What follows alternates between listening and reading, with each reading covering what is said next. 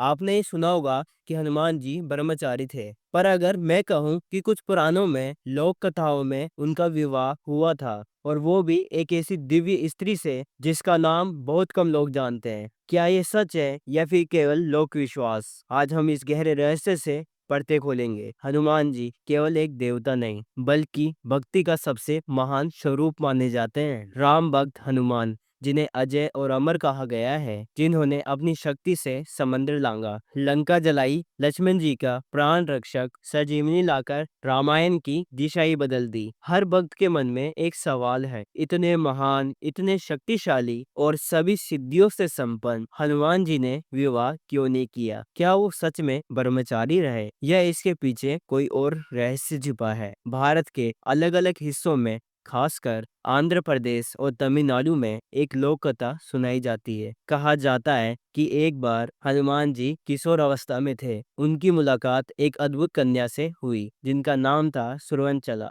अब सुरवंचला कौन थी? पौराणिक कथाओं के अनुसार वे स्वयं सूर्यदेव की पुत्री थी। याद कीजिए, जब हनुमान जी ने सूर्यदेव को अपना गुरु बनाया था, वो रोज सूर्यदेव के रथ के साथ साथ चलते और उनसे रोज वेद शास्त्रों की शिक्षा लेते। सूर्यदेव हनुमान जी के तेज, उनकी निष्ठा और भक्ति से इतने प्रभावित हुए, उन्होंने कहा, पुत्र हनुमान, तुम्हें समस्त ज्ञान दे दिया है, पर अब मेरी एक प्रार्थना है, मेरी पुत्री सुलोचना का विवाह तुमसे हो। यह सुनकर हनुमान जी चुप हो गए, क्योंकि उनका मन और जीवन, उनका अस्तित्व पहले से ही प्रभु श्री राम के चरणों में समर्पित था। वे खुद को उनका सेवक मानते थे। राम भक्ति से बड़ा इनके लिए कोई व्रत नहीं था। लेकिन यहाँ धर्म संकट खड़ा हो गया। अगर वो गुरु की आज्ञा टाल देते तो ये अधर्म होता, और अगर वो आज्ञा मानते तो उनका ब्रह्मचार्य व्रत टूट जाता। इसी द्वंद के बीच एक अनोखा समाधान निकला। कुछ लोक कथाओं के अनुसार हनुमान जी ने सुलोचना जी से विवाह तो किया, लेकिन एक शर्त पर। विवाह के बाद वो दाम्पत्य जीवन नहीं जिएंगे, सिर्फ एक धर्म विवाह, यानी गुरु की आज्ञा का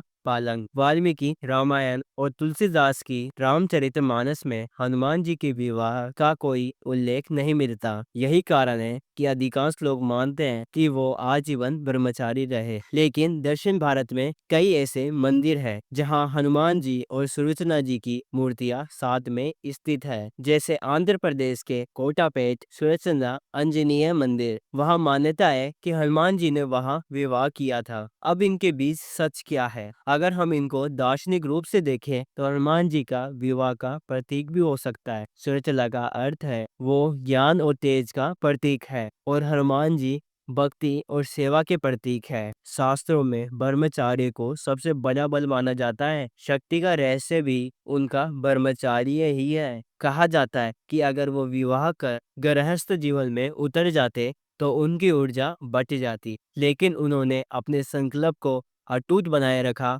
शायद इसी कारण वो अजर अमर कहलाए।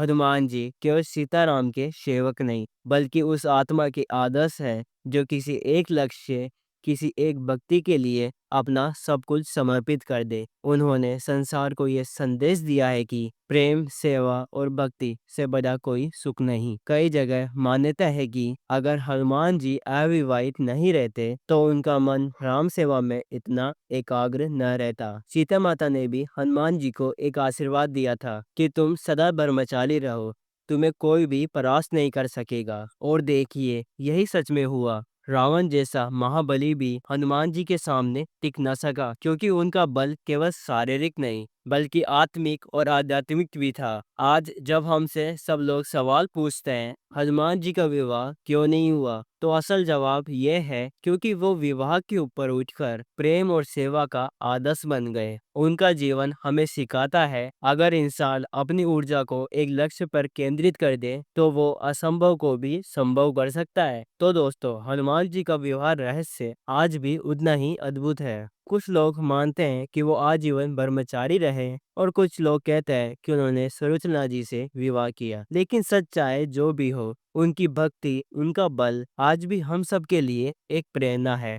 अगर आपको ये वीडियो पसंद आई हो तो इसे लाइक जरूर करें और शेयर करें अपने दोस्तों के साथ जिन्हें ये बात नहीं पता हो। और ऐसे ही रहस्यमय जानकारियों के लिए और अपने ग्रंथों को समझने के लिए इस चैनल को सब्सक्राइब करना ना भूलें, क्योंकि हम आपके लिए ऐसी वीडियोस लाते रहते हैं।